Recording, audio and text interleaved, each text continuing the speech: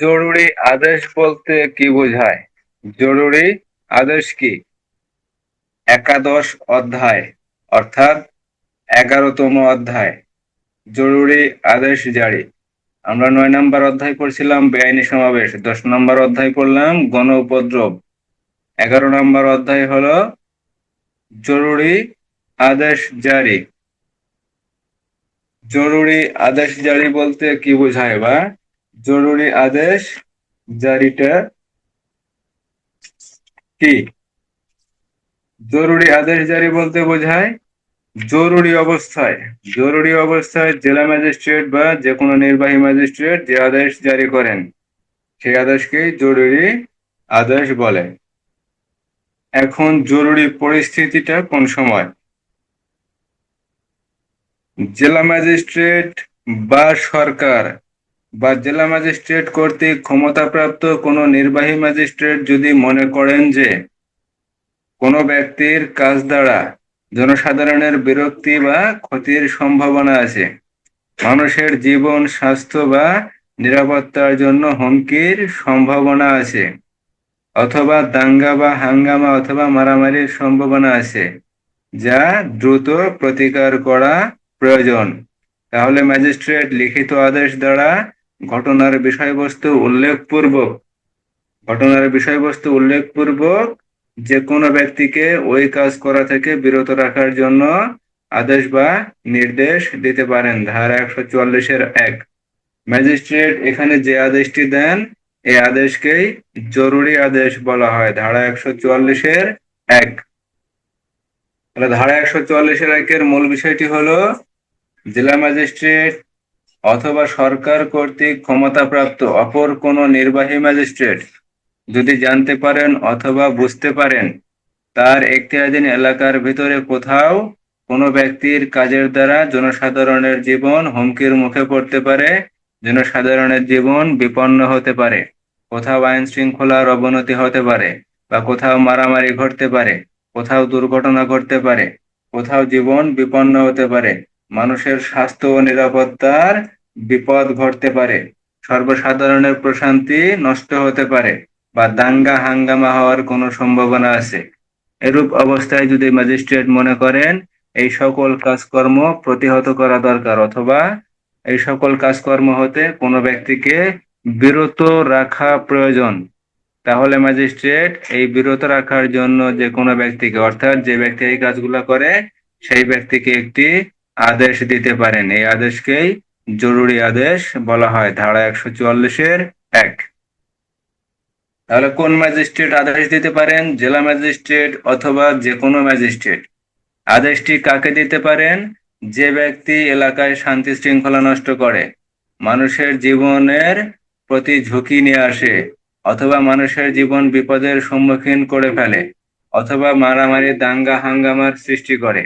তাহলে যে সকল ব্যক্তি এই সকল কাজকর্ম করে, ম্যাজিস্ট্রেট যদি মনে করেন যে ওই সকল ব্যক্তিকে যদি এই কাজকর্মগুলো করা থেকে বিরত রাখা যায়, অর্থাৎ এই কাজগুলো যদি তাদেরকে করতে দেয়া না হয়, তাহলে তো সাধারণ মানুষের জীবন হুমকির মুখে পড়বে না, সাধারণ মানুষের জীবন বিপদের সম্মুখীন হবে না, বা কোথাও আইন শৃঙ্খলার অবনতি ঘটবে না, কোথাও দাঙ্গা হাঙ্গামা হবে না। কারণ ম্যাজিস্ট্রেট যদি আদেশ দেয় তাহলে এই সকল কাজকর্ম করতে পারবে না, তখন ম্যাজিস্ট্রেট ওই সকল ব্যক্তিদেরকে এই সকল কাজকর্ম করার জন্য বা কাজকর্ম করা থেকে বিরত রাখার জন্য যে আদেশ জারি করেন তাকেই জরুরি আদেশ বলা হয়। ধারা 144-1।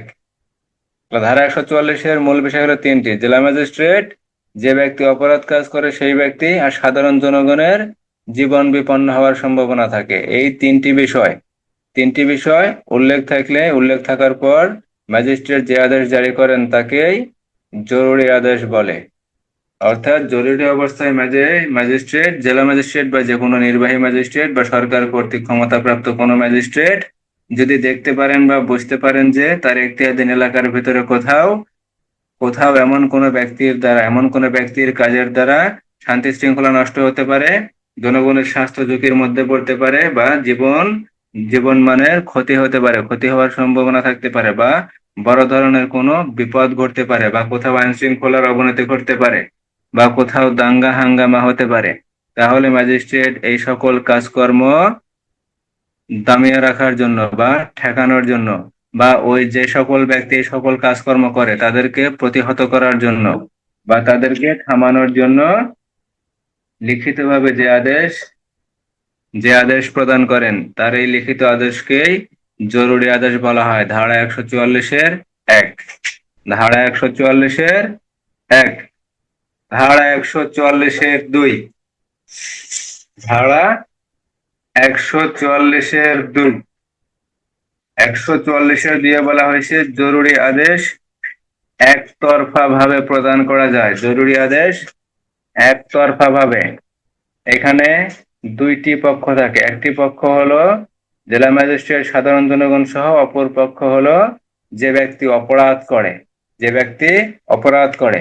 এখানে জেলা ম্যাজিস্ট্রেট যদি চায় একতরফা ভাবে তিনি নিজেই এই আদেশটি দিতে পারেন, কারো কাছে কোনো জিনিস শোনার প্রয়োজন নাই, কারো দেখারও প্রয়োজন নাই যে ঘটনা কি ঘটেছে বা কি ঘটতে পারে বা পরবর্তী কি ঘটার সম্ভাবনা আছে এগুলো দেখার কোনো প্রয়োজন নাই।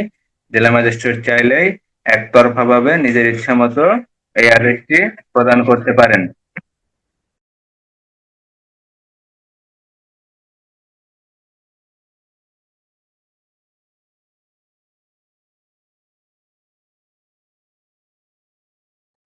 ধারা 144-এর 1 বলা হয়েছে কোনো ব্যক্তি যদি এমন কোনো কাজ করে যে কাজের ফলে জনগণের বিপদ হতে পারে, বিপদ হওয়ার সম্ভাবনা থাকতে পারে, তাহলে ম্যাজিস্ট্রেট ওই ব্যক্তির ওই কাজটি না করানোর জন্য, ওই কাজ হতে বিরত রাখার জন্য জেলা ম্যাজিস্ট্রেট লিখিতভাবে আদেশ দিতে পারেন।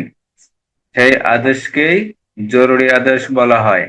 ধারা 144-এর 1, ধারা 144-এর 2 বলা হয়েছে ম্যাজিস্ট্রেট যদি চায় এই জরুরি আদেশ একতরফা ভাবে দিতে পারেন। ধারা 144-এর 2, তাহলে ম্যাজিস্ট্রেট প্রথমে আদেশটি দিবেন, ম্যাজিস্ট্রেট দ্বিতীয়তে আদেশটি একতরফা ভাবে প্রদান করবেন।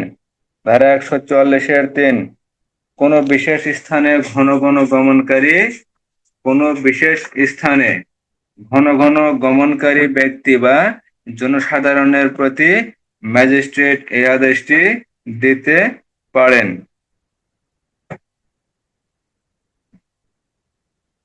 তাহলে কাদের উপরে দিতে পারেন? ম্যাজিস্ট্রেট ঘন ঘন গমনকারী। ঘন ঘন গমনকারী কেমন জিনিস হতে পারে? কোনো মিছিল হতে পারে, কোনো মিছিল হতে পারে, কোনো মিটিং হতে পারে বা কোনো ধর্মসভা হতে পারে। এই জাতীয় কোনো কিছু যদি হয় তাহলে সেই সকল ক্ষেত্রে ম্যাজিস্ট্রেট এই আদেশটি দিতে পারেন, 144 ধারার আদেশ দিতে পারেন। তো ধারা 144-এর 1 ম্যাজিস্ট্রেট একটি জরুরি আদেশ দিতে পারেন।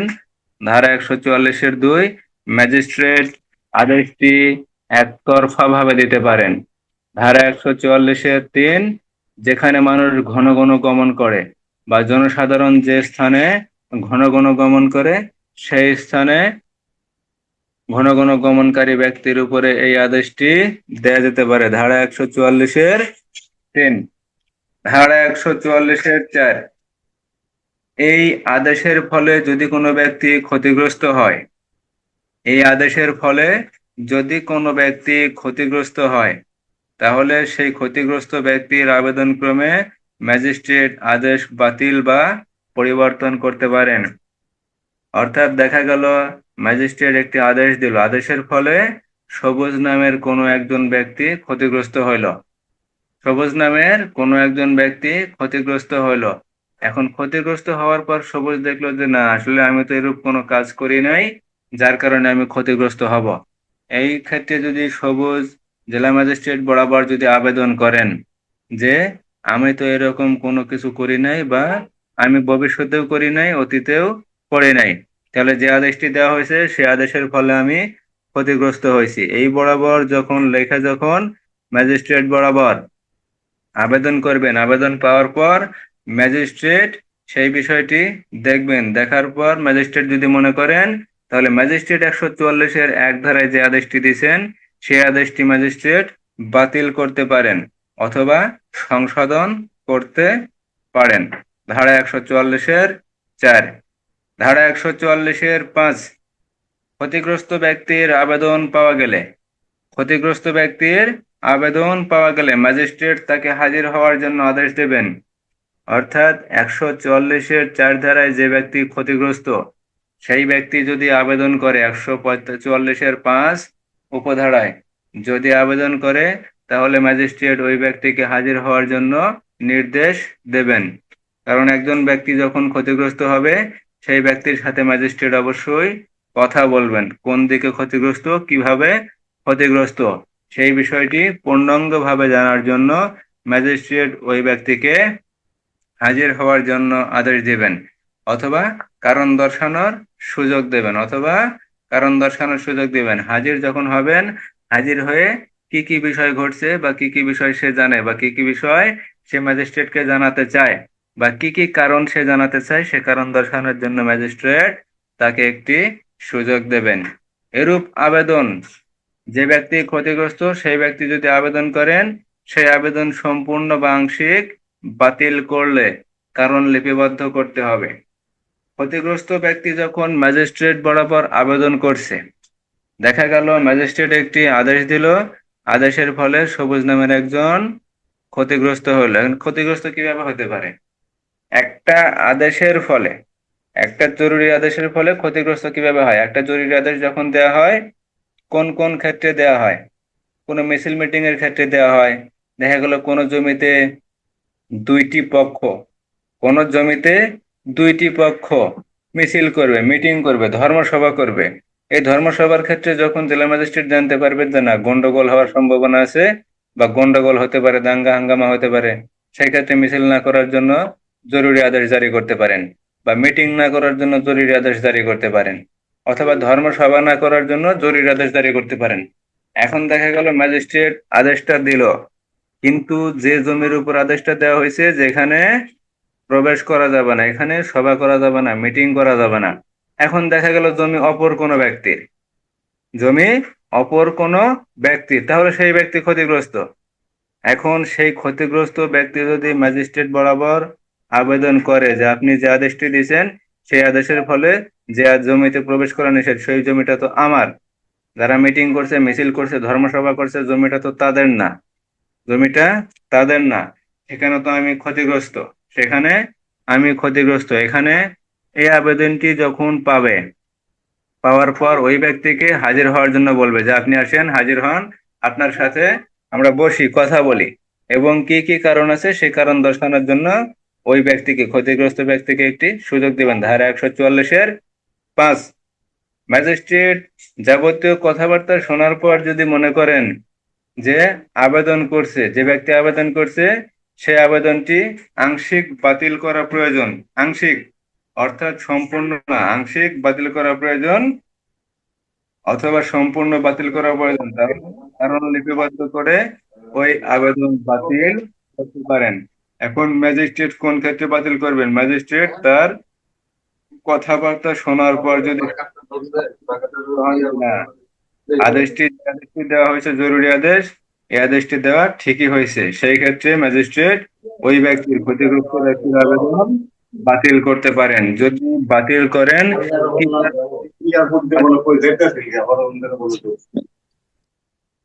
কি কারণে তিনি আদেশটি বাতিল করছেন, অবশ্যই সেই কারণটি উল্লেখ করতে হবে। উল্লেখ করার পর ওই ক্ষতিগ্রস্ত ব্যক্তির আবেদন সম্পূর্ণ বাতিল করতে পারবেন, অথবা যদি চায় আংশিক বাতিল করতে পারবেন। ধারা 144-5। ধারা 144-1, ম্যাজিস্ট্রেট, জেলা ম্যাজিস্ট্রেট অথবা সরকার কর্তৃক ক্ষমতাপ্রাপ্ত অথবা জেলা ম্যাজিস্ট্রেট কর্তৃক ক্ষমতাপ্রাপ্ত যে কোনো নির্বাহী ম্যাজিস্ট্রেট যদি জানতে পারেন অথবা বুঝতে পারেন তার এখতিয়ারাধীন এলাকার ভেতরে কোথাও শান্তি শৃঙ্খলার অবনতি ঘটতে পারে, যদি এমন কোনো কাজ কোনো ব্যক্তি করে যে কাজের ফলে কোথাও শান্তি শৃঙ্খলা নষ্ট হতে পারে, কোথাও জনগণের জীবনের বিপদ হতে পারে, অথবা কোথাও দাঙ্গা হাঙ্গামা হতে পারে, তাহলে এই দাঙ্গা হাঙ্গামা প্রতিরোধ করার জন্য বা থামানোর জন্য, বা জনসাধারণের যে জীবনের হুমকি হতে পারে, এই জিনিসটা থামানোর জন্য জেলা ম্যাজিস্ট্রেট যে ব্যক্তি এই কাজগুলা করে সেই ব্যক্তিকে ওই কাজ করা থেকে বিরত রাখার জন্য একটি লিখিতভাবে আদেশ দিতে পারেন। এই লিখিত আদেশটিকেই জরুরি আদেশ বলা হয়। ধারা 144-এর 1। ধারা 144-এর 2 বলা হয়েছে, এখানে ম্যাজিস্ট্রেট যে আদেশটি প্রদান করেন, এই আদেশটি ম্যাজিস্ট্রেট একতরফা ভাবে প্রদান করতে পারেন। অর্থাৎ এখানে কারোর সাথে কথা বলার কোনো প্রয়োজন ম্যাজিস্ট্রেটের নাই। ম্যাজিস্ট্রেট যদি মনে করেন একতরফা ভাবে এই আদেশটি দিয়ে দিতে পারেন। ধারা 144-এর 2। ধারা 144-এর 3, এখানে কার উপরে এই আদেশটি দেবেন, কোন ব্যক্তির উপরে দেবেন? কোন ব্যক্তির উপরে? যে ব্যক্তি এই সংক্রান্ত অপরাধ করতে পারে, সেই ব্যক্তির উপর। এখানে কোন ব্যক্তি বলা আছে? কোন বিশেষ স্থানে ঘন ঘন গমনকারী ব্যক্তির উপর এই আদেশটি প্রদান করা যায়। কোন বিশেষ স্থানে, বিশেষ স্থান বলতে কি বোঝায়? কোনো মিছিলে, কোনো মিটিংয়ে, কোনো সভা সমাবেশে এই সকল স্থানে যে সকল ব্যক্তিগণ ঘন ঘন গমন করেন, দেখা গেল আজকে গমন করছে, 3 দিন পরে আবার গমন করছে, 4 দিন পরে আবার দেখা গেল কোনো একটা জায়গায় গমন করছে। এই যে গমন, যে সকল ব্যক্তি ঘন ঘন এই সকল মিটিং এ গমন করেন, তাদের উপরে এই আদেশটি দেয়া যেতে পারে। ধারা 144-এর 3। ধারা 144-এর 4-এ বলা হয়েছে, এই আদেশের ফলে যদি কোনো ব্যক্তি ক্ষতিগ্রস্ত হয়, তাহলে সেই ক্ষতিগ্রস্ত ব্যক্তির আবেদন ক্রমে জেলা ম্যাজিস্ট্রেট আদেশটি বাতিল, অর্থাৎ 144-এর 1 ধারায় যে আদেশটি দিয়েছেন, সেই আদেশটি তিনি বাতিল অথবা পরিবর্তন করতে পারেন। ধারা 144-এর 4। ধারা 144-এর 5, এখানে ক্ষতিগ্রস্ত ব্যক্তি যদি জেলা ম্যাজিস্ট্রেট বরাবর আবেদন করেন, তাহলে জেলা ম্যাজিস্ট্রেট ওই ক্ষতিগ্রস্ত ব্যক্তিকে হাজির হওয়ার জন্য নির্দেশ দেবেন এবং ওই ব্যক্তিকে তার সম্পর্কে কারণ দর্শানোর একটি সুযোগ দেবেন। জেলা ম্যাজিস্ট্রেট যখন ওই ব্যক্তির নিকট থেকে বিভিন্ন কথাবার্তা শুনবেন, শোনার পর যদি মনে হয় যে না, আদেশটি সামান্য বাতিল করা দরকার, আবেদনটি, ওই ব্যক্তি যে আবেদন করবেন, আবেদনটি সম্পূর্ণ না অথবা আদেশটি বাতিল বা পরিবর্তন করা দরকার, তাহলে করতে পারবেন। ধারা 144-এর 4 আর 144-এর 5-এ বলা হয়েছে, যে ব্যক্তি আবেদন করবেন সেই আবেদনটি জেলা ম্যাজিস্ট্রেট যদি মনে করেন ওই ব্যক্তির কাছে কারণ শোনার পর বা কি কি কারণ, কি কি কথাবার্তা আছে, সকল কিছু শোনার পর যদি ম্যাজিস্ট্রেট মনে করেন আবেদনটি সম্পূর্ণ বা আংশিক বাতিল করলে তার কারণ লিপিবদ্ধ করবেন। ধারা 144-এর 5। ধারা 144-এর 6, সরকার ভিন্নরূপ যদি কোনো আদেশ না দেয়, সরকার ভিন্নরূপ যদি কোনো আদেশ না দেয়, এই জরুরি আদেশের মেয়াদ 2 মাসের অধিক সময় বলবৎ থাকবে না। অর্থাৎ 144 ধারায় জেলা ম্যাজিস্ট্রেট যে আদেশটি দেয়, সরকার যদি ভিন্নরূপ কোনো আদেশ না দেয়, তাহলে এই জেলা জরুরি আদেশের মেয়াদটি 2 মাসের অধিক হবে না। ধারা 144-এর 6। ধারা 144-এর 7, এখানে জরুরি আদেশটি মেট্রোপলিটন এলাকার জন্য প্রযোজ্য হবে না। অর্থাৎ বাংলাদেশে যতগুলা মেট্রোপলিটন এলাকা আছে, 7-8টি যে এলাকা আছে, এই সকল এলাকার জন্য এই 144 ধারার আদেশ প্রযোজ্য হবে না। ধারা 144। ধারা 144, ধারা 144-এর 1, ম্যাজিস্ট্রেট জরুরি অবস্থায় জরুরি আদেশ জারি করতে পারেন। ধারা 144-এর 2, জরুরি আদেশটি ম্যাজিস্ট্রেট একতরফা ভাবে প্রদান করতে পারেন। ধারা 144-এর 3-এ বলা হয়েছে, যে স্থানে ঘন ঘন গমনকারী ব্যক্তির উপর এই আদেশটি দেয়া যেতে পারে। অর্থাৎ যে স্থানে ঘন ঘন গমন করে, যে স্থানে বা বিশেষ কোনো স্থানে ঘন ঘন গমনকারী ব্যক্তির উপর এই আদেশটি দেয়া যেতে পারে। তারে বলা হয়েছে, এই আদেশের ফলে যদি কোনো ব্যক্তি ক্ষতিগ্রস্ত হয়, তাহলে সেই ব্যক্তি যদি আবেদন করে, সেই ব্যক্তি যদি জেলা ম্যাজিস্ট্রেট বরাবর আবেদন করে, তাহলে জেলা ম্যাজিস্ট্রেট 144-এর 1 ধারায় যে জরুরি আদেশটি দিচ্ছেন সেই আদেশটি বাতিল করতে পারেন। অথবা জেলা ম্যাজিস্ট্রেট যদি চায় যে না, আদেশটি বাতিল না করে পরিবর্তন করা প্রয়োজন, নতুন করে দেয়া প্রয়োজন, পরিবর্তন করে দেয়া প্রয়োজন, তাহলে জেলা ম্যাজিস্ট্রেট পরিবর্তন করতে পারেন। ধারা 144-এর 4। ধারা 144-এর 5, যে ব্যক্তি ক্ষতিগ্রস্ত সেই ব্যক্তি যদি জেলা ম্যাজিস্ট্রেট বরাবর আবেদন করেন, তাহলে জেলা ম্যাজিস্ট্রেট ওই ব্যক্তিকে হাজির হওয়ার জন্য নির্দেশ দিতে পারেন এবং তাকে কারণ দর্শানোর সুযোগ দিতে পারেন। এ সকল ক্ষেত্রে জেলা ম্যাজিস্ট্রেট যদি মনে করেন যে আবেদনটি সম্পূর্ণ বা আংশিক বাতিল করা প্রয়োজন, তাহলে তিনি কারণ লিপিবদ্ধ করে ওই ক্ষতিগ্রস্ত ব্যক্তির আবেদনটি সম্পূর্ণ অথবা আংশিক বাতিল করতে পারেন। ধারা 144-5। তাহলে ধারা 144-4 বলা হয়েছে, ক্ষতিগ্রস্ত ব্যক্তি যদি আবেদন করে, ক্ষতিগ্রস্ত ব্যক্তি যদি আবেদন করে তাহলে সেই আবেদনের প্রেক্ষিতে জেলা ম্যাজিস্ট্রেট যে আদেশটি দিয়েছেন সেই আদেশটি বাতিল বা পরিবর্তন করতে পারেন। আর 5-এ যায় বলছে, যে ব্যক্তি আবেদন করবে সে ব্যক্তি কারণ দর্শানোর সুযোগ দেবেন। সুযোগ দেওয়ার পর জেলা ম্যাজিস্ট্রেট যদি মনে করেন যে না, আসলে ওই ব্যক্তির আবেদনটি বাতিল করা প্রয়োজন, তাহলে ওই ব্যক্তির আবেদন সম্পূর্ণ অথবা আংশিক বাতিল করতে পারেন। ধারা 144-5। ধারা 144-6, বলবৎ থাকার মেয়াদ। সর্বোচ্চ 2 মাস সময় পর্যন্ত জরুরি আদেশের মেয়াদ বলবৎ রাখা যায়। তবে সরকার যদি ভিন্নরূপ কোনো আদেশ দেয় তাহলে 2 মাসের অধিক সময়ও এই আদেশ বলবৎ রাখা যায়। ধারা 144-6।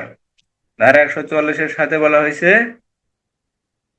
মেট্রোপলিটন এলাকার জন্য অর্থাৎ মহানগর এলাকা, DMP, RMP, Chattogram metro, Sylhet metro, Rajshahi metro, এই সকল মেট্রো যে শহরগুলো আছে এই এলাকার জন্য, মেট্রো এলাকার জন্য 144 ধারার আদেশ প্রযোজ্য হবে না। ধারা 144-7।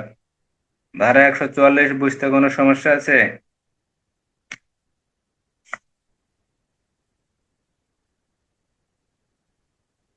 না স্যার, সমস্যা নাই। তাহলে 144 ধারার মূল বিষয়টি হলো, জরুরি অবস্থায় জরুরি আদেশ দেওয়া যায়। এখানে জরুরি অবস্থায় যদি সাধারণ মানুষ যদি জরুরি অবস্থার সৃষ্টি করে বা যদি কোনো ব্যক্তি, যদি কোনো নির্দিষ্ট ব্যক্তি যদি এরূপ কোনো অবস্থার সৃষ্টি করে যে যার পরিপ্রেক্ষিতে জেলা ম্যাজিস্ট্রেট জরুরি আদেশ জারি করতে পারেন। কেন জারি করবেন? জরুরি আদেশ জারি করার মূল কারণটি হলো, আমি একটা খারাপ কাজ করব, আমি যেন খারাপ কাজটা করতে না পারি বা আমি যেন বিরত থাকি। বিরত থাকার জন্য ম্যাজিস্ট্রেট যে আদেশ দেন সেই আদেশটি হলো জরুরি আদেশ। দেখা গেল কেউ মিছিল মিটিং করবে, সেখানে আমি গন্ডগোল বাধাইতে পারি, আমি যেন গন্ডগোল বাধাইতে না পারি সেজন্য আমাকে আদেশ দিতে পারেন যে আপনি ঘর থেকে বের হবেন না, আপনি ঘর থেকে বের হবেন না, ঘর থেকে আপনার বের হওয়া যাবে না। এরূপ কোনো যদি লিখিত আদেশ দেয় তাহলে আমি ঘর থেকে আর বাহির হতে পারবো না। ধারা 144। ধারা 144।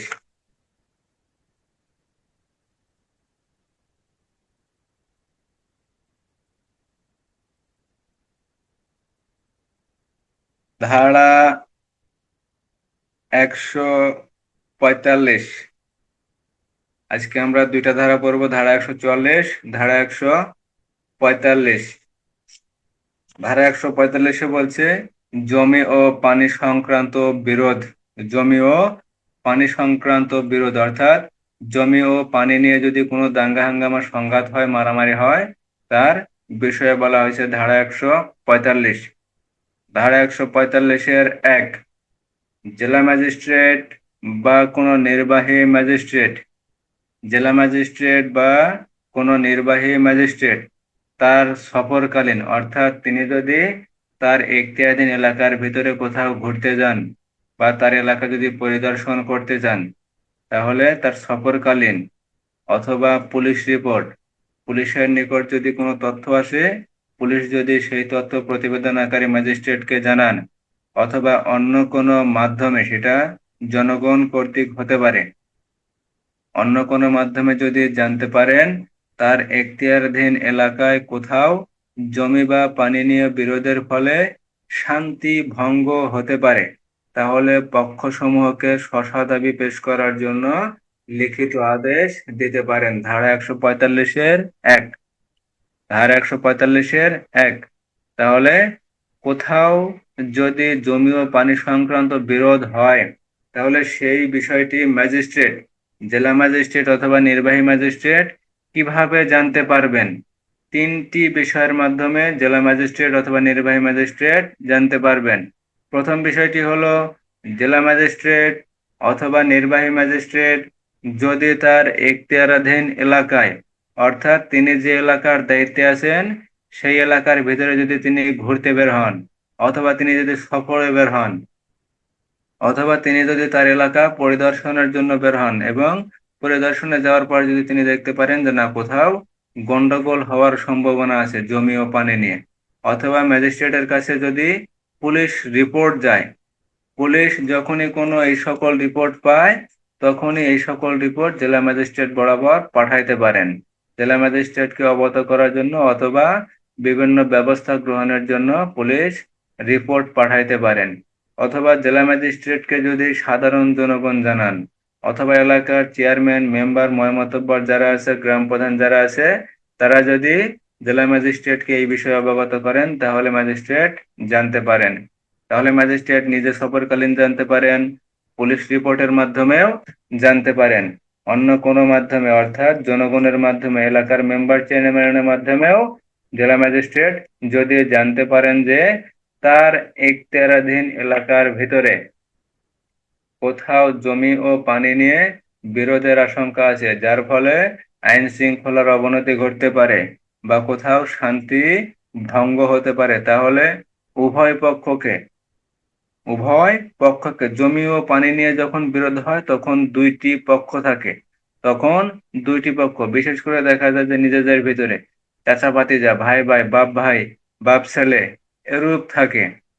এরূপ বিষয় নিয়ে যদি কোথাও শান্তিভঙ্গ হতে পারে মর্মে জেলা ম্যাজিস্ট্রেট জানতে পারেন, তাহলে দুই পক্ষকে শসা দাবি পেশ করার জন্য লিখিত আদেশ দিতে পারেন। আদেশটি কে দিতে পারেন? জেলা ম্যাজিস্ট্রেট দিতে পারেন। কাদেরকে দিতে পারেন? দুই পক্ষকে। যে দুই পক্ষ জমি ও পানি নিয়ে বিরোধ করবে তাদেরকে দিতে পারবেন। কেন দিতে পারবেন? জেলা ম্যাজিস্ট্রেট আদেশ দিবেন যে তোমরা যারা আছো, দুই পক্ষ যারা আছো, তোমরা নিজেদের বিষয়ে উপস্থাপন করো, তোমাদের কি কি দাবি আছে, কার কি দাবি আছে, এই জমি ও পানি নিয়ে তোমাদের কার কি দাবি, তোমরা তোমাদের দাবি আমাকে জানাও, আমি ব্যবস্থা গ্রহণ করব। এই ব্যবস্থা গ্রহণের জন্য ওই দুই পক্ষকে একটি লিখিত আদেশ দিতে পারেন, ধারা 145-1। তাহলে ধারা 145-1 বলা হয়েছে জেলা ম্যাজিস্ট্রেট দুই পক্ষকে একটি লিখিত আদেশ দিতে পারেন স্ব দাবি পেশ করার জন্য। ধারা 145-1। ধারা 145-2, এখানে জমি ও পানির যে বিরোধের বিষয়টি বলা হয়েছে, আসলে জমি ও পানি সংক্রান্ত বিষয় কি বোঝায়, আসলে কোনটা জমি কোনটা পানি, এই জমি ও পানি সংক্রান্ত বিষয়টি কি কি? জমি বা পানি বলতে দালান অর্থাৎ বিল্ডিং, বাড়িতে, শহরে হোক গ্রামে হোক যেখানেই দালান করা হয়। বাজার, বাজার সংক্রান্ত যদি কোনো বিরোধ হয়। মৎস্য খামার অর্থাৎ মৎস্য খামার বলতে পুকুর হতে পারে, কোনো জলাশয় হতে পারে, কোনো খাল বিল হতে পারে, কোনো নদী নালা হতে পারে, অথবা ফসল বা জমিতে উৎপন্ন অন্য কোনো দ্রব্য, এই সকল বিষয় নিয়ে যদি বিরোধের সৃষ্টি হয় তাহলে তাকে জমি ও পানি সংক্রান্ত বিরোধ বলা হয়। এখানে জমি সংক্রান্ত যেগুলা বিরোধ আছে, দালান কোঠা, বাড়িঘর, বাজার, ফসলি জমি, ফসলি জমিতে উৎপাদিত ফসল অথবা অন্য কোনো দ্রব্য, আর পানি বলতে মৎস্য খামার, যেখানে মাছ চাষ করা হয়, সেটা পুকুর হতে পারে, খাল বিল হতে পারে, কোনো জলাশয় হতে পারে। এই জলাশয়, খাল বিল, পুকুর নিয়ে যদি বিরোধের সৃষ্টি হয় তাহলে দুই পক্ষকে ম্যাজিস্ট্রেট হাজির হওয়ার জন্য 145-1 উপধারা অনুযায়ী একটি লিখিত আদেশ দিতে পারেন। ধারা 145-1। 145-2 বলা হয়েছে জমি ও পানি বলতে কি বোঝায়। জমি ও পানি বলতে দালান, বাজার, মৎস্য খামার, জমি, জমিতে উৎপাদিত ফসল বা অন্য কোনো দ্রব্য বোঝায়। ধারা 145-2। এখন ম্যাজিস্ট্রেট একটি আদেশ দিয়েছেন, সেই আদেশটি ওই ব্যক্তিদের মাঝে কিভাবে জানাইতে হবে? ধারা 145-3। এই আদেশ সমন জারির ন্যায় জারি করতে হবে। আমি আমি আগেই বলছি, ম্যাজিস্ট্রেট যখন কোনো আদেশ দেবেন সেই আদেশটি অবশ্যই অবশ্যই সমন জারির ন্যায় জারি করতে হবে। ধারা 145-3 সমন জারির ন্যায় জারি করতে হবে, এবং বিরোধীয় যে বস্তু থাকবে সেটা দালান হতে পারে, জমি হতে পারে, বা ফসলি কোনো জমি হতে পারে, কোনো বাড়িঘর হতে পারে, কোনো বাজার ঘাট হতে পারে, অথবা যদি পানি সংক্রান্ত হয় তাহলে মৎস্য খামার, জলাশয়, পুকুর, নদী, নালা, খাল, বিল, এই সকল যে বিষয়গুলো থাকবে, অর্থাৎ বিরোধীয় যে বস্তুটি থাকবে সেই বস্তুতে প্রকাশ্য স্থানে একটি কপি লটকিয়ে দিতে হবে। ধারা 145-3। ধারা 145-3। ধারা 145-1 বলা হয়েছে, জমি ও পানি সংক্রান্ত বিরোধ নিষ্পত্তির জন্য জেলা ম্যাজিস্ট্রেট একটি আদেশ দিতে পারেন স্বপক্ষকে দাবি পেশ করার জন্য। 145-2 বলা হয়েছে, জমি ও পানি বলতে কি বোঝায়। জমি ও পানি বলতে কি বোঝায়, জমি ও পানি সংক্রান্ত যে বিরোধ, আসলে সেই জমি ও পানি সংক্রান্ত কি বোঝায়। এখানে জমি ও পানি সংক্রান্ত বোঝায় দালান, মৎস্য খামার, বাজার ঘাট, ঘর বাড়ি, জমি সংক্রান্ত ফসল বা জমিতে উৎপাদিত ফসল, অথবা জমিতে উৎপাদিত অন্য কোনো দ্রব্য জমি ও পানি বোঝায়। ধারা 145-2। ধারা 145-3। 145-1 উপধারা অনুসারে যখন জেলা ম্যাজিস্ট্রেট একটি আদেশ দেবেন সেই আদেশটি সমনের ন্যায় জারি করতে হবে, এবং যে বিষয়টি নিয়ে বিরোধ সেই বিরোধীয় বিষয়টিতে বা বস্তুতে এক কপি লটকিয়ে দিতে হবে। ধারা 145-3। ধারা 145-4। ম্যাজিস্ট্রেটের কাছে যখন ম্যাজিস্ট্রেট যখন ওই আদেশটি দেবেন, এবং পুলিশ অফিসার হোক অথবা অন্য কোনো ব্যক্তি হোক যদি সমনের ন্যায় ওই ব্যক্তিদের কাছে জারি করেন, জারি করার পর কি করবেন, ওই দুই পক্ষ ম্যাজিস্ট্রেটের কাছে হাজির হবেন। ধারা 145-4। ম্যাজিস্ট্রেটের কাছে যখন হাজির হবেন, ম্যাজিস্ট্রেট দুই পক্ষ সমূহের বিবৃতি পাঠ করবেন। তারা যে বিবৃতি দিছে সেই বিবৃতি দুই পক্ষের উপস্থিতিতে পাঠ করবেন, তাদের বক্তব্য শুনবেন, সাক্ষ্য প্রমাণ গ্রহণ করবেন, এবং বিরোধীয় বস্তুতে ওই সময়ে কে দখলদার ছিল তা স্থির করবেন। অর্থাৎ জমি সংক্রান্ত যে বিষয়গুলো থাকে, এখানে কিন্তু একটা বিষয় লক্ষ্য করবেন, গ্রামের মানুষগুলা একটা জিনিস করে যে আগে বিরোধীয় বস্তুটি কি করে, দখল করে। বিরোধীয় বস্তুটি আগে দখল করে। সেখানে দখলদার কে ছিল, ধারা 145-4। দখলদার কে ছিল, এই দখলদার স্থির করতে হবে। কে স্থির করবেন, জেলা ম্যাজিস্ট্রেট করবেন। কোন সময় করবেন, দুই পক্ষ যখন হাজির হবে তাদের কথা শুনবে, তাদের বক্তব্য শুনবে, প্রয়োজন পড়লে জেলা ম্যাজিস্ট্রেট ওই বিষয়ে অনুসন্ধান করবে, অথবা অনুসন্ধান করার পর সাক্ষ্য গ্রহণ করবে। সাক্ষ্য গ্রহণ করে ম্যাজিস্ট্রেট দেখবেন যে ওই বিরোধী বস্তুটি কার দখলে ছিল, সেই দখলদার জেলা ম্যাজিস্ট্রেট নিশ্চিত করবেন বা স্থির করবেন। ধারা 145-4। ধারা 145-4। ধারা 145-1 একটি আদেশ দেবেন। 2 বলছে জমি ও পানি বলতে কি বোঝায়। 3 বলছে আদেশটি জারি করতে হবে। 4 বলা হয়েছে দখলদার নিশ্চিত করতে হবে। দখলদার নিশ্চিত করার জন্য ম্যাজিস্ট্রেট কি করবেন, দুই পক্ষ সমূহের বিবৃতি শুনবেন, তাদের জবানবন্দি শুনবেন, প্রয়োজন পড়লে বিষয়টি অনুসন্ধান করবেন, সাক্ষ্য প্রমাণ সংগ্রহ করবেন। সাক্ষ্য প্রমাণ সংগ্রহ করার পর ওই বিরোধীয় বস্তুতে কে দখলদার ছিল ম্যাজিস্ট্রেট তা স্থির করবেন বা নির্ধারণ করবেন। ধারা 145-4। ধারা 145-5।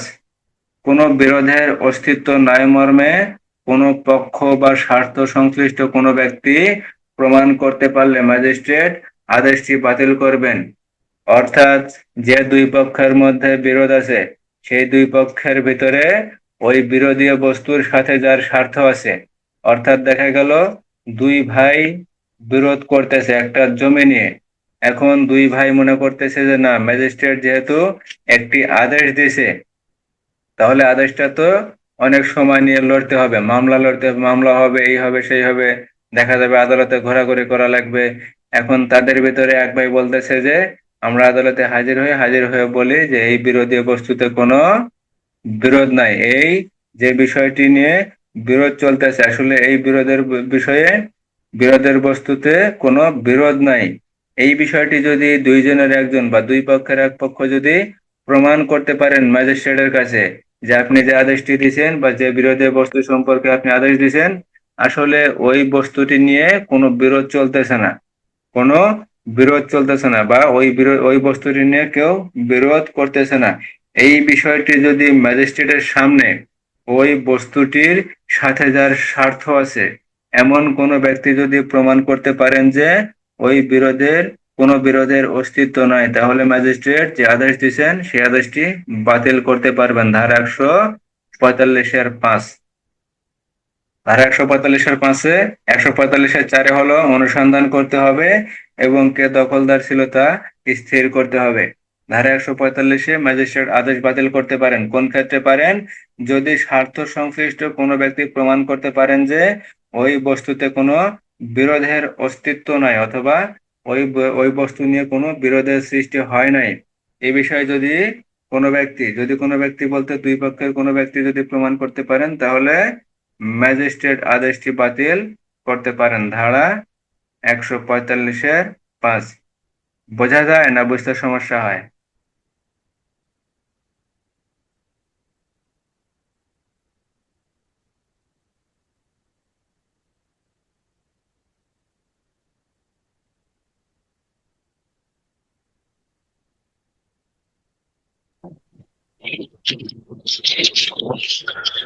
বোঝা যায় স্যার।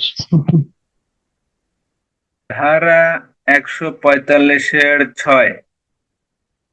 ধারা 145-6, ম্যাজিস্ট্রেট যদি মনে করেন পক্ষসমূহের মধ্যে কোনো পক্ষ দখলে ছিল তাহলে আইনানুগভাবে উচ্ছেদ না হওয়া পর্যন্ত দখলে থাকা পক্ষ দখলে থাকবে।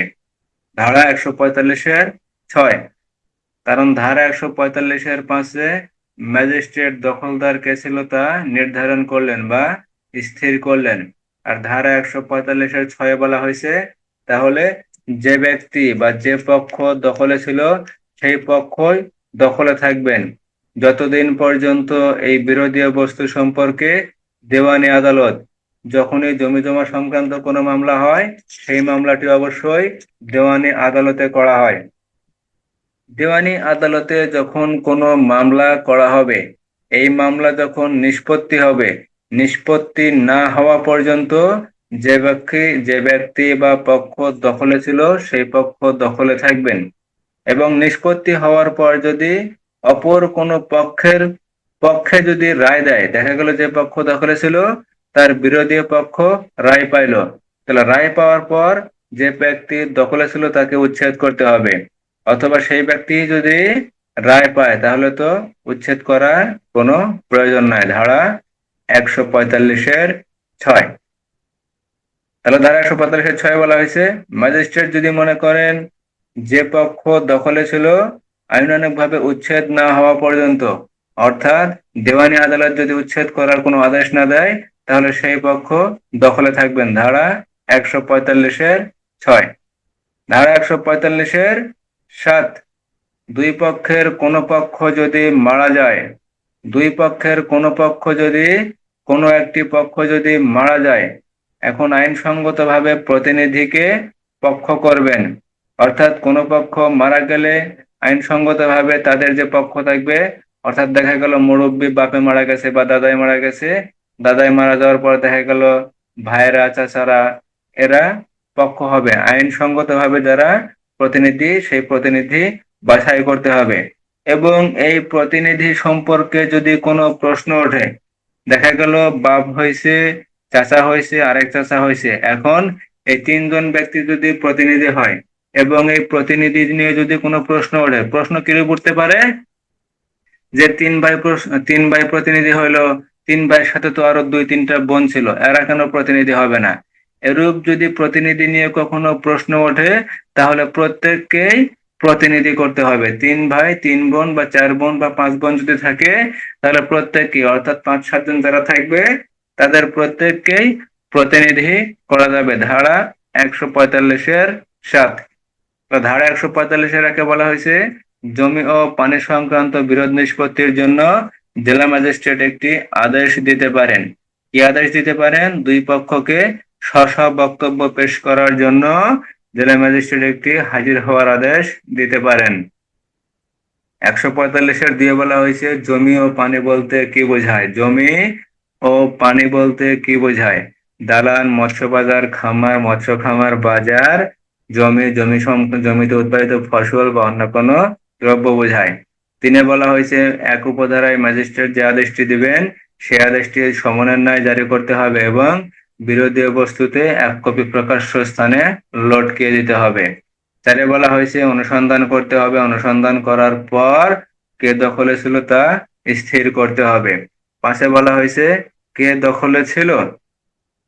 5-এ বলা হয়েছে দুই পক্ষর কোনো এক পক্ষ যদি এই মর্মে বিশ্বাস করাইতে পারেন যে আসলে ওই বস্তু নিয়ে কোনো বিরোধের অস্তিত্ব নাই এবং ম্যাজিস্ট্রেট যদি এই কথা বিশ্বাস করেন তাহলে তিনি তার আদেশটি বাতিল করবেন।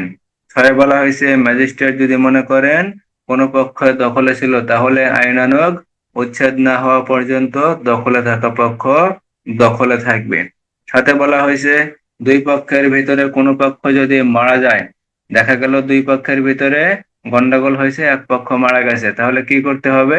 তাদের তো প্রতিনিধি স্থির করতে হবে। প্রতিনিধি স্থির করার ক্ষেত্রে আইনানুগ ভাবে যারা প্রতিনিধি, দেখা গেল বাপে মারা গেছে, তাহলে বাপের ছেলে যারা থাকবে তারা প্রতিনিধি হবে। এখন ছেলে প্রতিনিধি হয়েছে, দেখা গেল মেয়েকে প্রতিনিধি করা হয় নাই। এই ক্ষেত্রে প্রতিনিধি করা নিয়ে যদি কোনো প্রশ্ন ওঠে তাহলে ছেলে মেয়ে উভয়কে যারা প্রতিনিধি হতে চায় তাদের প্রত্যেককেই প্রতিনিধি করা যাবে। ধারা 145-এর 7। 145-এর 8-এ বলা হয়েছে বিরোধী বস্তু যদি ক্ষয়শীল পচনশীল হয় তাহলে তা বিক্রয়ের আদেশ দেয়া যাবে। এখন দেখা গেল জমিতে উৎপাদিত ফসল, এমন কোনো ফসল যা পচে যেতে পারে, লাউ, কদু বা সবজি জাতীয় কোনো জিনিস যদি থাকে, এই সকল জিনিস পচে যাওয়ার সম্ভাবনা থাকে, তাহলে এই সকল জিনিস বিক্রয় করার জন্য ম্যাজিস্ট্রেট আদেশ দিতে পারেন। ধারা 145-এর 8। ধারা 145-এর 8। তাহলে 145-এর 1-এ বলা হয়েছে ম্যাজিস্ট্রেট আদেশ দেবেন। 2-এ বলা হয়েছে জমি ও পানি সংক্রান্ত পানি বলতে কি বোঝায়। 3-এ বলা হয়েছে আদেশটি জারি করতে হবে, 1 কপি লটকিয়ে দিতে হবে। 145-এর 4-এ বলা হয়েছে বিষয়টি বিষয়টি অনুসন্ধান করতে হবে, সাক্ষ্য প্রমাণ গ্রহণ করতে হবে। সাক্ষ্য প্রমাণ গ্রহণ করার পর কোন পক্ষের দখলে ছিল তা স্থির করতে হবে অথবা নির্ধারণ করতে হবে। 5-এ বলা হয়েছে ওই বিষয়ে বিরোধের কোনো অস্তিত্ব নাই। ওই বিষয়ে বিরোধের কোনো অস্তিত্ব নয়। দুই পক্ষের স্বার্থ সংশ্লিষ্ট কোনো ব্যক্তি যদি প্রমাণ করতে পারেন তাহলে ম্যাজিস্ট্রেট যে আদেশটি দিয়েছেন সে আদেশটি বাতিল করতে পারবেন। 6-এ বলা হয়েছে ম্যাজিস্ট্রেট যদি মনে করেন পক্ষ সমূহের মধ্যে কোনো পক্ষ দখলে ছিল তাহলে সেই পক্ষ আইনানুগভাবে উচ্ছেদ না হওয়া পর্যন্ত দখলে থাকবেন। সাথে বলা হয়েছে কোনো পক্ষ যদি মারা যায় তাহলে তার আইনানুগ প্রতিনিধি নির্বাচন করতে হবে বা স্থির করতে হবে। এখানে যে প্রতিনিধি নিয়ে যদি কোনো প্রশ্ন ওঠে তাহলে প্রত্যেককেই প্রতিনিধি করা যাবে। যারা প্রতিনিধি হতে চায় তাদের প্রত্যেককেই আইনানুগ ভাবে প্রতিনিধি করা যাবে। 8-এ বলা হয়েছে বিরোধী বস্তু যদি ক্ষয়শীল পচনশীল জাতীয় কোনো দ্রব্য হয় তাহলে ম্যাজিস্ট্রেট তা বিক্রয়ের জন্য আদেশ দিতে পারেন। ধারা 145-এর 8। ধারা 144, ধারা 145 বুঝতে কারো কোনো সমস্যা আছে?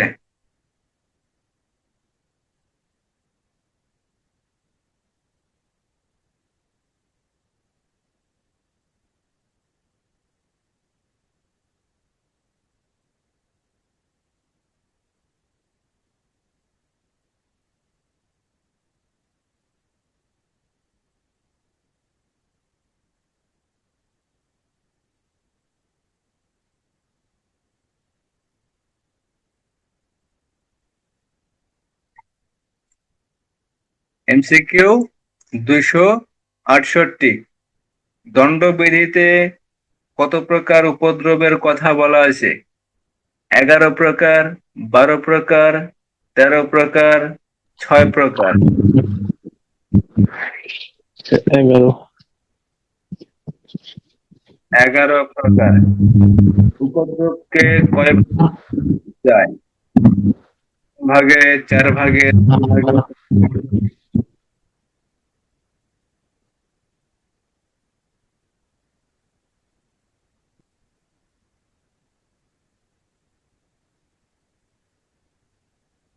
2 ভাগে। 2 ভাগে। ব্যক্তিগত উপদ্রব, উপদ্রব। এমসিকিউ 200। উপদ্রবের ধারা 133, ধারা 134, ধারা 136, ধারা 136।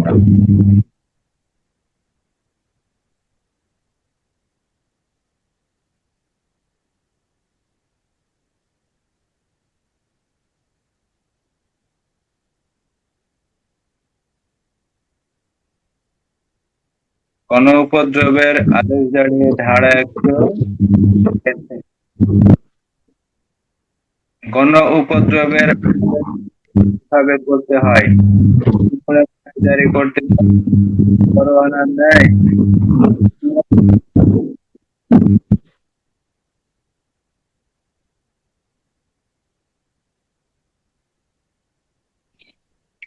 সমনের ন্যায়। সমনের ন্যায় জারি করতে। 272 গণ উপদ্রবের আদেশ জারি করার পর অপরাধী কি ধরনের পদক্ষেপ নেবেন? আদেশ পালন করবেন, আদেশ পালন করবেন না, আদেশের বিরুদ্ধে কারণ দেখাবেন। ক ও গ।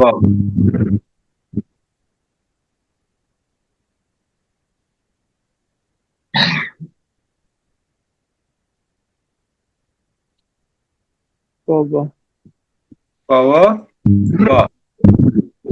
পালন করবেন, কারণ দর্শাবেন। 73 উপদ্রবের আদেশ যে ব্যক্তিকে দেওয়া হয়েছে আদেশ পালন বা কারণ না দর্শালে তার অপরাধ কি হবে? 100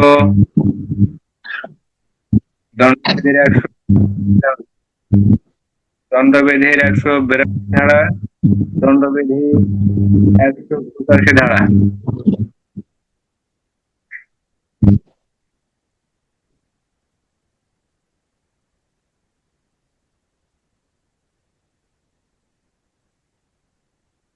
দণ্ডবিধির 188 ধারা। 274 গণ উপদ্রব অব্যাহত রাখা পুনরায় করা যাবে না। কত ধারা? ধারা 142, ধারা 141, 137, 43।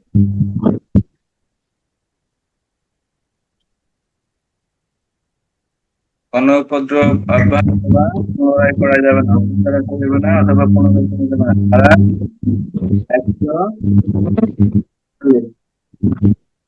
ধারা 143।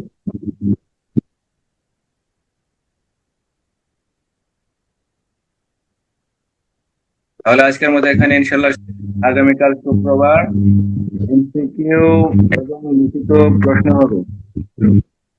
অবশ্যই এমসিকিউ পরীক্ষা এবং লিখিত পরীক্ষা দেওয়ার জন্য চেষ্টা করবেন। আশা করব ইনশাল্লাহ আপনারা সবাই থাকবেন। এমসিকিউ পরীক্ষা এবং লিখিত পরীক্ষা সবাই দেওয়ার চেষ্টা করবেন। আগামীকাল শুক্রবার ক্লাস হবে, পরীক্ষা হবে। পরীক্ষার বিষয়ে আজকে ইনশাল্লাহ আলোচনা করব। শনিবার কাল থেকে